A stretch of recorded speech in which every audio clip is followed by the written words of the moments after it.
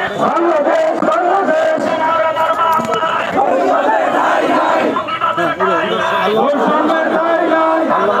বাঙালি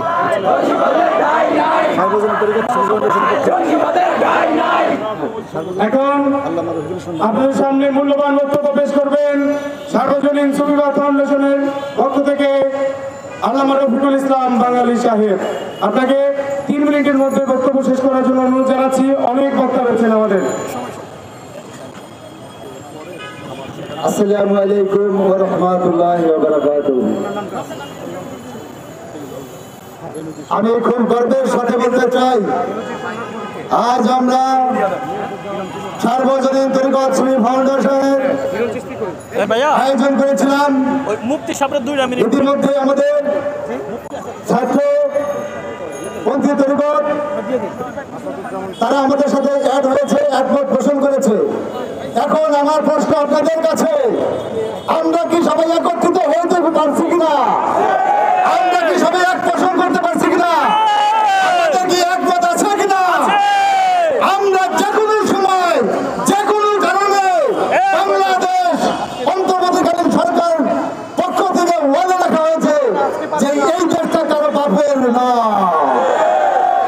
তাহলে আমি বলতে চাই, বাংলাদেশ সার্বজনীন তরিকত সুন্নি ফাউন্ডেশনের পক্ষ থেকে এই দেশ বীর অলির দেশ, বলেন সবাই আপনারা, এই দেশ মাজার অলির দেশ, এই দেশ গুরু গোসাই বৈষ্ণব সাধুদের দেশ, এই দেশ কোন ব্যক্তির দেশধারী লোকের না।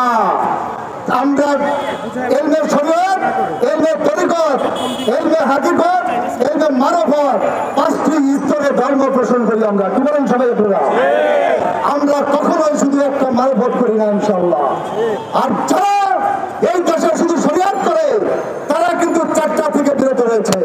আপনারা দেখেছেন কিনা ইতিমধ্যে, এবং আপনারা তো জানেন কিনা?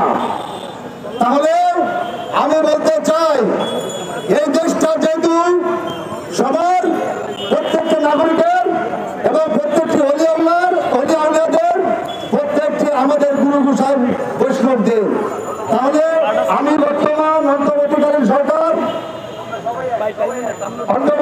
সরকারের পক্ষ থেকে জানাতে চাই যে আমরা আপনাদের প্রতি সর্বপ্রথম হয়েছে প্রেস ক্লাবের সম্মুখে কেন আমরা একটি বিষয়ের উপরে আপনাদের স্মরণাপন্ন হয়েছে।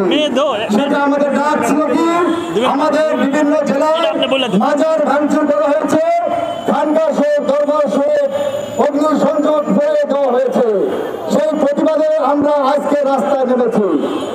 এই রাস্তায় আপনারা নামিয়েছেন আমাদেরকে, কারণ আপনারা যদি ইতিমধ্যে টিভি চ্যানেলের মাধ্যমে, মিডিয়া চ্যানেলের মাধ্যমে যদি প্রকাশ করতে পারতেন এবং প্রমাণ দিতে পারতেন যে 10টি ব্যক্তি, একজন ব্যক্তিকে যদি আপনারা আইনের আওতায় এনে তাদেরকে বিচারের আওতায় দাঁড় করাতেন, কাট করে, তাহলে আমরা বুঝতে পারতাম যে এরা করেছে, তাদের প্রতিহত করি এবং তাদেরকে নিন্দা জানাই কোথাও পাবেন না।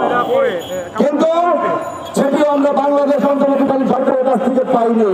কি বলেন আপনারা সবাই? পাইনি। তারা বলছে, আমাদের ইতিমধ্যে ধর্মমন্ত্রী যে উপদেষ্টা রয়েছেন উনি পোষণ করেছেন, আমি সবার ধর্মমন্ত্রী, আমি ধর্ম একা কারণ না।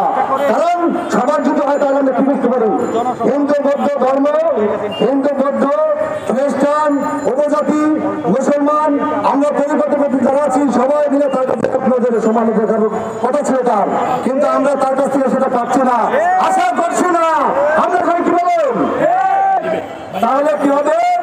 আমরা কি করছি, তার কাছ থেকে আমরা বারে বারে কিন্তু প্রতারণা হচ্ছে। কেন, কিভাবে আমরা একের পর এক মানব বন্ধন করে যাচ্ছি, কোন প্রতিকার কোন মিডিয়ার ভাবে সমালোচনা করে এই টিভির মধ্যে দেখানো যাচ্ছে না, এখনো দেখতে পাচ্ছি না। আমি ইতিমধ্যে সরকারকে জানাতে চাই, আমি অন্তর্বর্তীকালীন সরকারকে জানাতে চাই, আমাদের প্রধান উপদেষ্টা উনি খুব বিচক্ষণী ব্যক্তিত্ব, উনি বাংলাদেশ নয় বিদেশ আন্তর্জাতিক ভাবে বিজয়ী শান্তিতে নোবেল পুরস্কার প্রাপ্ত ব্যক্তি।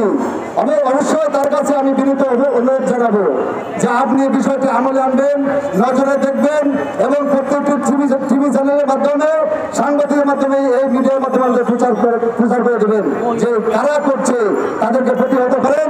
আমরা প্রতিহত করার জন্য আপনারা ঘোষণা দেন, আপনারা ব্যর্থ হলে আমরা কিন্তু সেটাকে প্রতিহত করবো কঠোর হাতে। কি বলেন সবাই আপনারা? একমত আছে কিনা? এই বলে আমার বক্তব্য আমি সংক্ষিপ্ত শেষ করছি। আমরা হাইকোর্ট মাজারে